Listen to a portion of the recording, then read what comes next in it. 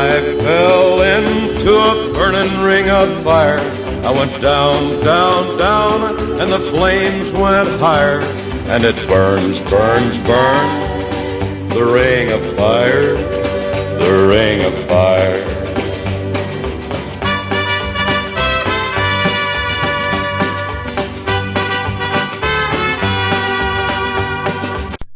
Welcome back to the Outlaws podcast. Today I am taking the role of host, and joining me today is Drew Weddle. How are you, Drew? I'm doing okay. I'm excited for the season. Well, it doesn't seem like you're too excited. You've been kind of quiet on the message boards. I don't think I've ever been a very big poster, unless there's some sort of controversy going on. Let's just wait for the first trade that you do with Brad, and then I'll make up for all the non-posting that I'm doing right now. Yeah, I gotta say, I'm kind of concerned on whether or not you're losing interest in playing fantasy sports. You're very quiet this year, and I know you're like that a lot of times, but you didn't do any preparation. You're falling behind on your podcast. You're really just slacking. Well, it's the truth. But, I had kind of a weird couple weeks coming into that. We all know about the seatbelt ticket and the shall we say job demotion that took place. Yeah, so real quick, why don't you just tell us about this? First of all, the seatbelt ticket. What happened there? Okay, so apparently those commercials that you see on TV, click it or ticket, those they mean that. That's not just they're not just saying it because it sounds catchy. They actually enforce it. I was going about 10, 15 miles an hour because traffic was backed up. Policeman pulled me over and had a little chat with him and asked him what he thought of my driving record, if I had any future in the in law enforcement. Yeah, I was gonna say. He said my driving record wasn't bad, but it could get the job done. So anyways, I haven't found out what the amount is. I still got to make that phone call. And was there a part two to that question? I don't know if you want to go into your job. You don't necessarily have to do that if you don't want to. I'm making pizzas, bitches.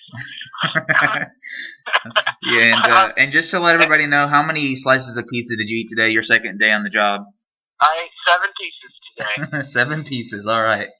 7 pieces. It's a low-paying job, but when you factor in that I can get both lunch and dinner at work, I don't know how that calculates out, but I'm pretty sure I'm coming out ahead. All right. Well, did you have any set strategy when you went into the draft? Or something that a certain position or whatever that you knew that you wanted to come away secured with, or spend a certain amount on your offense, or anything planned out before? Hell no. I didn't even have my, I normally like to have my printed sheet where I can highlight and cross off the guys. I didn't even have that. It was complete chaos. And I think, well, you told me you were there. Despite me being a little more disorganized, I feel like I was a little more chatty than usual. Did you agree with that? Maybe a little bit more, but that's probably just because we were all sitting so close to each other and there's only 5 of us. Last time we had this draft, everybody was kind of spread out. There's more space in between everybody, and you were being very silent. Honestly, there wasn't much room for me to talk because Ben Head was talking the whole freaking time. Yeah, Ben does bring us. He went to announcer mode. He would do a breakdown on every player as they got nominated, and you couldn't tell if he was full of crud, if he was interested or not. It got pretty intense. I feel bad for Michael and Nick and Big Ben. They can just go F themselves. They should have been there in the first place. But they missed out on a good time, that's for sure. Yeah, Little Ben brings a lot of energy to the draft. There's no doubt about it, and it just wouldn't be the same without him there. All right, just looking at your team, if I were to tell you, let's say in 2012, I could say, Drew, 2 years from now, you're going to have Albert Pujols, Josh Hamilton, Jose Bautista, Matt Kemp, Ellsbury, Zimmerman, Kinsler, Gio, David Price, and I'll just rattle off those names. What would your thought have been? My thought would have been, no way, that's like, in 2012, that was like $400 worth of auction dollars. I don't know how it's going to work out for me this year, but I've been going down in flames the last 2 years. Just had awful seasons. If I'm going to have another awful season, I'm going to at least do it with the guys that I like, and at least I'll have that to hang my hat on at the end of the season. I don't know if it's a playoff team or if it's can be a part of my fantasy bounce back, but at least I know I like my guys, the guys on the team, except for Dribble Cabrera. Yeah, for considering the fact that you're so unwilling to go, super big on anybody, you didn't want to get a $40 player. You certainly were not afraid to take the high upside, high risk, high reward type of player. I mean, that's pretty much your entire team is littered with those guys, at least offensively. Yeah. So most of those guys were kind of on my do not draft list because I didn't want to take those risks, but they could definitely. They weren't on your do not draft list. They were on all the experts and pretty much everybody in America except for this dumbass's do not draft list. So I kind of when everybody's zigging, I kind of like that, and we'll see how it works. But we all know there's going to be a Mike Trout, a Bryce Harper. There's going to be somebody that comes out of nowhere that I can probably use to fill the hole in a Matt Kemp or somebody like that goes down for the season. So the trick is that I just got to be the first one to get there. I don't have a great track history of I'm probably saying that wrong, but I don't have the greatest track record of picking up the hot free agents. Like Kevin Gossman's like the only free agent I picked up, and that was a complete bust. So. I do have to say, if I were going to go the route that you went and taking so many of these guys that are, potential bounce back candidates, I don't think I would have taken this many of them. I think maybe one or two, but your entire team is stacked with those guys. So. Yeah, I completely agree with that. That was my thought process. I knew I was going to end up with one or two, and I knew that one of those two would probably be Hamilton. But I went a little overboard, and I just embraced the old guy, off the bad year strategy. I embraced it to the max and probably overdid it, and we'll probably see that in the result of the standings at the end of the season. So what would what would your response be to the critics like Big Ben that says, Little Drew, I'll call you Little Drew, I don't know why I just said that. We'll say that That's okay. We'll say that Drew drafts the exact same way every single year, and he's been in a decline the last few years. What would your response be to that? At least the guys I drafted are going to make it in the starting lineup. At least they're going to get a chance. Yeah. He's right. He's right. But like I said, if I'm going to go down, I'm going to at least go down swinging with the guys that I like. So, and by the way, I pretty much, like you said, I got every single one of the do not draft guys, all the guys that I like. And usually once a player has burned me for a year, I don't go back to them. So I'm just trying to get rid of all of those guys in 1 year, and then maybe next year I can finally draft a team that's not so risky and old and injured. Now, we joked a little bit about your offensive players having so many guys that are injury risks and that are maybe in the wrong stage of their careers. Not everybody is, but there's definitely a lot of, a handful of them. Yeah, pretty much everybody is. Well, I do want to say, I think you have a pretty good pitching staff, aside from the hitting. I do like your staff a lot. You got Zach Greinke, David Price, Gio Gonzalez, Matt Latos. I thought you got for a good price, $8. I think Cueto went for around that price too. So you've got some pretty good pitchers at the top of the rotation. Yeah, honestly, all these guys are open for trade. Not one of these guys tugs at my heartstrings like an Adam Wainwright or like last year with the CC Sabathia. I don't know why CC tugged on the heartstrings like he did. Maybe it was the whole fact of seeing a big guy succeed kind of made me feel better. But pretty much all these guys are up for trade. I would definitely say Latos. I have no attachment to this guy whatsoever. I just saw that he was going under his draft projection, so I jumped on him, which pretty much what I did with every single player on my team. So, to fill out the bottom of the rotation, you picked up Bartolo Colon, R.A. Dickey, Gallardo, and I know that Gallardo and Dickey drove you nuts at times last year. So, what's the reasoning behind going after those two guys again? Gallardo, it was just a mistake. I should have just had a clean separation, not gone back to that well. But honestly, what I did was I saw that he had a. I hate to admit this, but he had a projection of $1, and the rest of the remaining pitchers had a projection of $0. It made me feel like I had to take him. I know that makes absolutely no sense, and that's just a stupid way of thinking about it. But I read something where he had been pitching okay, and he's going to be the opening day starter. So I think we'll give him the 2-start week in week 1, and then he might be gone after that. Okay, that's fair enough. Get the 2-start weekend. I do believe in a bounce back year for Dixie, though. I do want to say that. Okay. Well, let me just ask you this: which one of these guys do you think was your favorite pick of the draft? The one that you got for the best value? David Price. Interesting. So he's one of your higher dollar guys. Believe it or not. He went for $20, and he was your third highest drafted player. Ellsbury at 34, Jose Bautista at 27, and then David Price at 20. Why do you like Price so much? Why do I what? Why do you like Price so much? I just thought the price was too low. Well, let's just say that the price was right on price. I mean, he should have gone for 24, 25 in my opinion. So I know that he struggled at times last year and went through a stretch where he got hurt, but he definitely was going below where he should have been. Yeah, and just to throw this in there for the listeners, I just want to say that we joke about Drew all the time about how he loves his O rank and his percent owned and everything. And you might think that he just kind of plays it up and it's not really 100% accurate. During the draft, we're getting a little bit deeper into the names. I take a glance over at Drew's computer to figure out who the best players were left. I see him sorting the column by percent owned. Not looking at player stats, but he's literally sorting columns by percent owned to figure out who he wants to take. Yeah, well, let's be clear. Before that, I was sorting it by O rank because I wanted to see how many double-digit O rank people were left.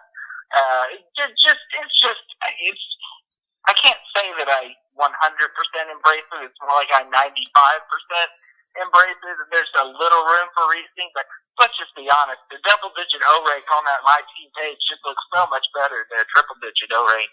And there's so many. It's such a long season. There's going to be trades that are made, and I think honestly that O rank does help trade value, especially earlier in the season. I might be wrong about that. Yeah, I agree with you early on in the season. I think after a couple months that's kind of worn off, but yeah, I can see that for early on. What did you think was your worst pick of the draft? That's a good question. See, you could say I don't have a worst pick of the draft. You could also say that every single one of my picks was a bad pick. I would probably. I got to tell you, I don't. When you only have two players go for over $20, can you really have a pick where you pay too much for somebody? See, it's hard for you to pinpoint one, I guess. What's that? So it's hard for you to pinpoint a single player since you didn't go too high on anyone. Well, I think so. I'm interested in what you think.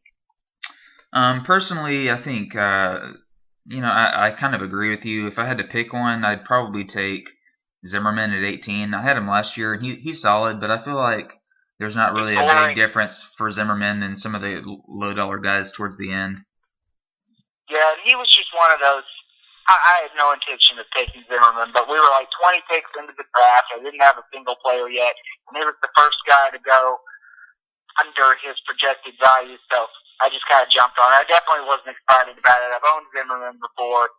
He spends a lot of time in the doctor's office, and besides that, he's just kind of boring. Even though I have a T-shirt, Zimmerman doesn't really get me excited. He's definitely up for trade if there's anybody interested in him out there. So you don't really have a pick that you're like very upset with, I guess you could say. But what was your biggest regret of the draft? There had to be somebody that you wish you had gone the extra dollar on, or a position you could address that you didn't. What was your biggest regret? Man, that's hard to say. And even think back, I know there was at least 2 or 3 times where I looked over at you and you tried to get in a bid that last second, just a second too late. You couldn't quite make up your mind. Did any of those coming back you'd wish you had gotten that click in a little sooner? Oh yeah, I think that was on the Red Sox closer, Uehara. think I tried to sneak it up an extra dollar on him. Oh no, it was Brad with Castro. Yeah, Starlin Castro. So here's what happened. This is towards the very end of the draft. I think Castro's going for like $3 or something like that. Brad even already has a shortstop. He doesn't need him. So Drew bids him up $2 or $3, walks out. He's 100% or he's at least acting like he's 100% confident that he's going to have Castro on his team. And Nick has out on his deck, he's got a window so he can see through and see his laptop. And Brad puts in a bid very late in the process and raises it $1. Drew kind of has a little bit of a panic attack. He rushes back inside, tries to hit the bid button, and it's too late. There's a big roar. Everybody's excited that Drew didn't get the player he wanted, and Brad got his cup. So it was a fun moment at the draft. It was definitely an exciting moment. I mean, I'm not going to lose any sleep over Starlin Castro. I mean, this guy just stuck major balls last year. But Brad didn't cut him at any point during last year, no matter how bad Castro was playing. So I wouldn't expect to see him cut him this year. Yeah, so I'm looking at your team, and obviously the big weakness that I see on this team has got to be at shortstop with this Drupal Cabrera. I mean, you've got high upside guys everywhere else. He's the one guy that kind of sticks out. So are you looking to trade for an upgrade? Definitely. I don't know what I have. Because let's be honest, I have players that people aren't interested in. Yeah. That's why I got them.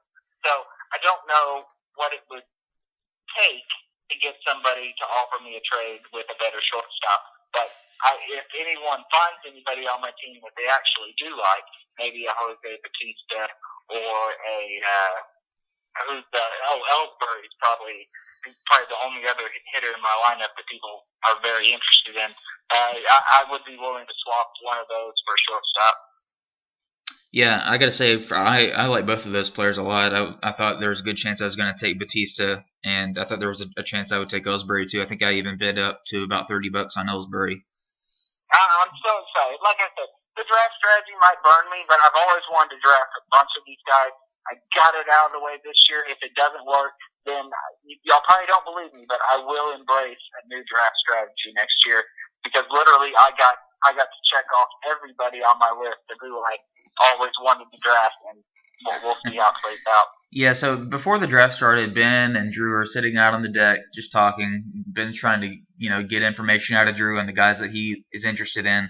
And I think Ben mentioned 4 guys that he could see maybe Drew taking. And he mentioned, I think it was Josh Hamilton, Albert Pujols.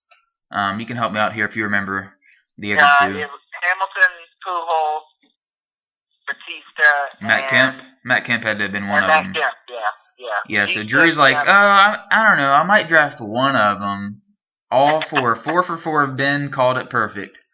Yeah, he did. He sure did. I really thought it was going to be 1 or 2, and I kind of overdid it. But, I'm happy for now. We'll see how it turns out. All right, well, what player did you not get that you were really kind of hoping to get before the draft? I mean, we mentioned those 4 guys. Those are obviously ones that you wanted, but there had to have been somebody else that you were looking to get that you didn't pay enough for.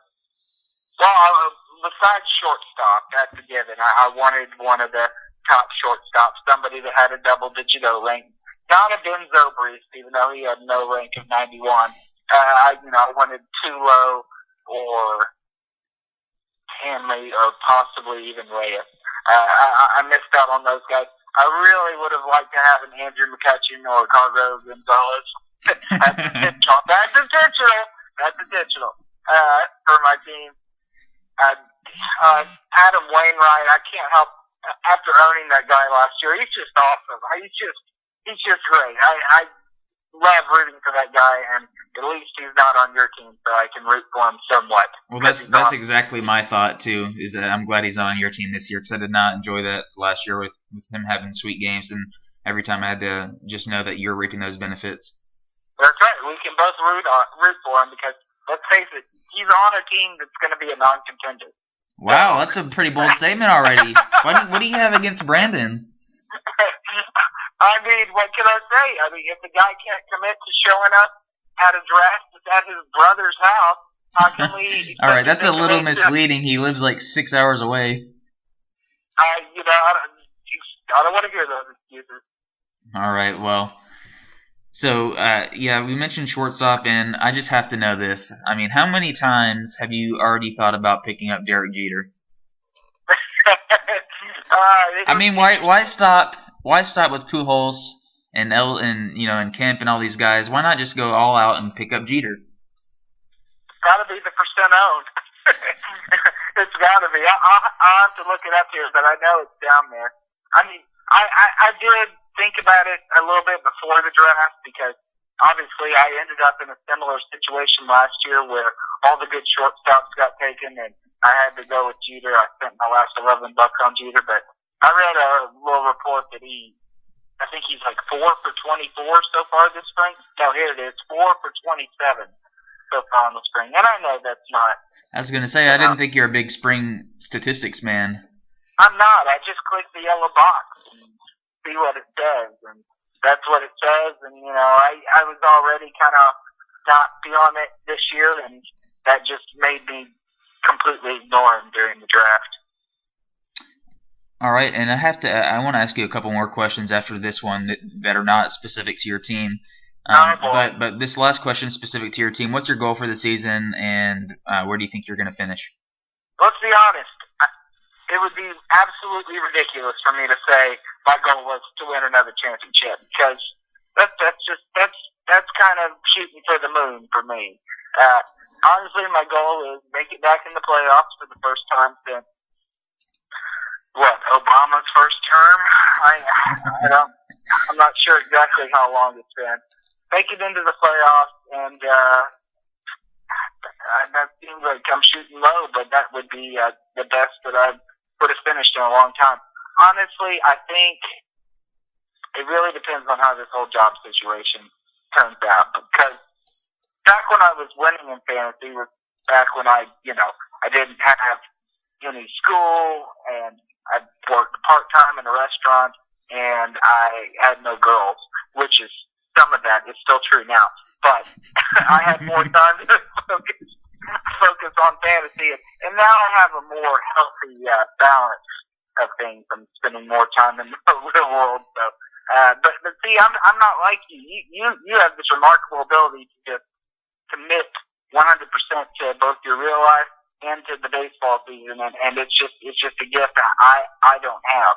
So, I'm going to be kind of probably like Jordan this year. I probably won't be the first one to the waiver wire. And no, do you remember that interview with Jordan where he said the reason he drafted all the high dollar closers a couple of years ago was because he didn't want to have to spend any time on the waiver wire looking for them during the season? Yeah, and I think that's what Big Ben's been doing the last couple of years too. Yeah, I mean, I can certainly understand it. I don't have any kids or a woman running around, so with extra responsibilities, I mean, you can lock down your closers on draft night. I guess I can start to buy into that now, but I don't know if any of what I just said made sense, but that's kind of my thought process. All right, let's just talk about a few random things going along in the league. I always like to get your take on it because you're not afraid to ruffle some feathers. You're not slow to words. You'll say what's on your mind. So. Oh, absolutely not. I've lost several friends because of that. But yeah. Let's just see how it goes. All right. So first thing I got to ask you about: how long ago has the draft been over? What's it been? 48 hours, something like that. So. Yeah, 48 hours. Nick has made 5 pickups. What's your thoughts? What? That's just stupid. How many pickups did we have last year? Was it 65? Last year we had 70. The year before we had 65. So we're at 75 this year. A 5 increase. Okay. I mean, I don't know what he's doing. Like, if you're gonna make pickups in the off season, at least take the time to realize what you're doing. Because I'm pretty sure he's picked up the same guy twice already, right? He has, and before I go on further, I must tell you that the guy that he has picked up twice, he has already cut again and picked up another player. Oh, no. I mean, I understand wanting to take advantage of this NA spot, but, I mean, come on, do we not remember last year when we were about halfway through the season and literally every team, even Brad Effing Crawford and Adam Becker, everybody was over budget on their pickup. So this is going to happen. I mean, I'm going to do my best not to use a single pickup till the season starts, and I think everybody else would be wise to do that as well. But if you want to go ahead, be my guest. All right, another thing I got to ask you. Let's move over to Adam's team. Adam drafted about half of his team, the rest auto picks. Absolutely lame effort. Very disappointed in Adam. On auto draft for half his draft, has 6 relief pitchers and only 2 starters, I think. I know that he's correcting that with some of his pickups, but I don't know what the reason was, but I'm pretty sure he didn't have anybody in his family going into labor, so I don't think there's any excuse for that kind of behavior, except for maybe I can understand. He didn't get to play football with us this season, so if he wanted to sort of give us the middle finger on draft night, I guess I can't hate on him for doing that, but he better not do it again. What's your opinion on Adam's current strategy to have 4 bench hitters and 3 starting pitchers? You know, it's interesting. If he was playing you, I would have texted him by now to tell him he's got to cut those people, but he's not playing you. Oh, God, you're playing Big Ben in week 1. Quick diversion. You're playing Big Ben in week 1. Yes. How many starting pitchers do you think he leaves on the bench in week 1? It's week 1. I'd be really surprised if he actually benched somebody on accident. I mean, there's no excuses for week 1. What's his team name again? I don't even know how to pronounce it. Ragnarok. Yeah, he's the king of getting these fancy symbols, like he got with the swamp box. I still don't know how he did that. And now he has one of those, O's with the line through it, like the no smoking signal. Yeah. Okay, Big Ben has 2 bench spots in his hitting lineup right now. And one of them is Bogart, which, I don't know. Yeah, I know you're not big on the young players. So, I mean, you actually even have 1 bench hitter right now, so I don't think you're opposed to carrying 1. Anything more than that is what you're against. Yeah, but my bench hitter is because we already know that Kemp's going to miss the first few weeks of, or at least the first few games of the season, which is something I'm surprised. I'm surprised. I've kind of been a terrible guest so far in this podcast, so I'm pretty sure nobody's going to make it to this point, but I'm surprised that I'm not seeing more Dodgers hitters pick that for the first week. But that's 3 games of at-bat that you can potentially get from somebody like an Andre Ethier or maybe who's the Diamondbacks catcher, Miguel Montero. Mm-hmm. I don't know who the best guys are that are available for that series. I'm really surprised I'm surprised we haven't seen more Arizona or Dodger pickups for week 1, because 3 games of at bat, that's not something to sneeze at. That could make a difference. All right, let's go rapid fire with a few players real quick to end the podcast, and just give me your brief, very quick take on each one of them. And okay. I don't even know who I'm going to go to number 2 yet, so I'm just going to pull names out randomly. So number 1, Mike Trout, $73.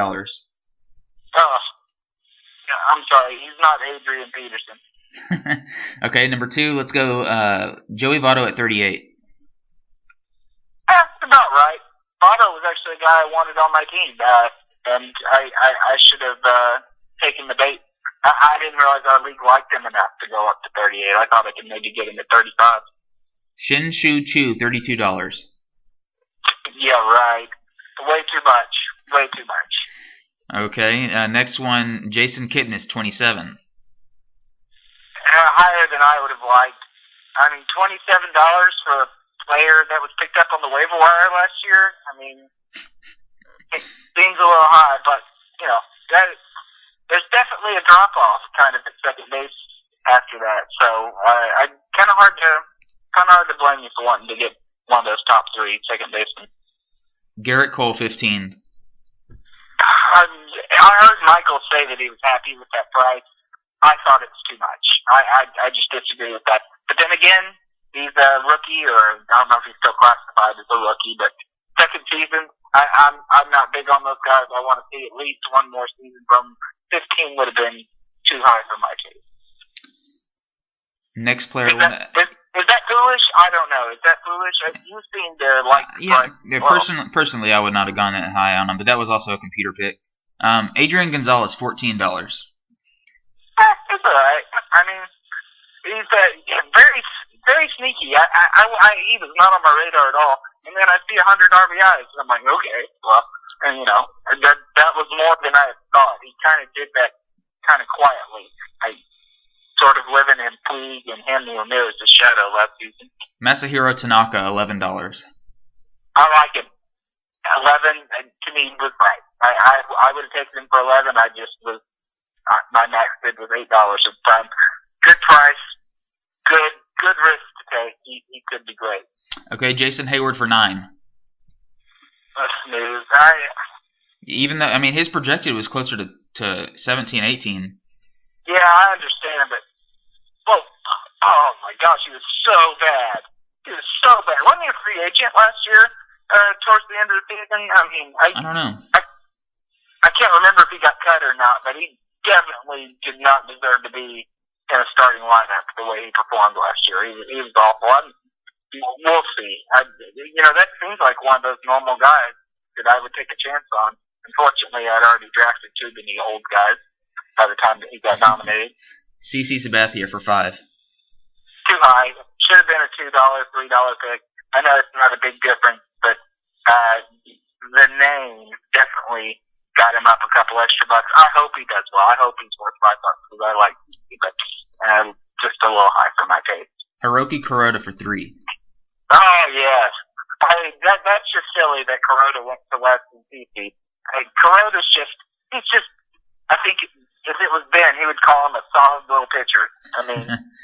Just consistent as can be. Tim Lincecum for 2. It should have been 1. I wow, really? I thought you'd be all over that. Well, I nominated him for $1, and then Michael came on top of me with 2, and all I had was $1 picks left. So I was a little bitter about that, but that's probably going to be a blessing. Lincecum is he's a freaking headache. And lastly, George Springer for $1. Who? That's my dog. No, I know that you don't know who he is really, so that's why I wanted to ask you about him. But I think the worst. Oh, Big Ben's team, right? Yeah. All right. Yeah. Well, you anything said that else? was one of the top 3 guys that you would pick for the not active spot. So, Drew, you've already taken up about 10 or 11 more minutes of airtime than anybody else got the chance to do. So, we probably should wrap this thing up. Is there anything else you want to add?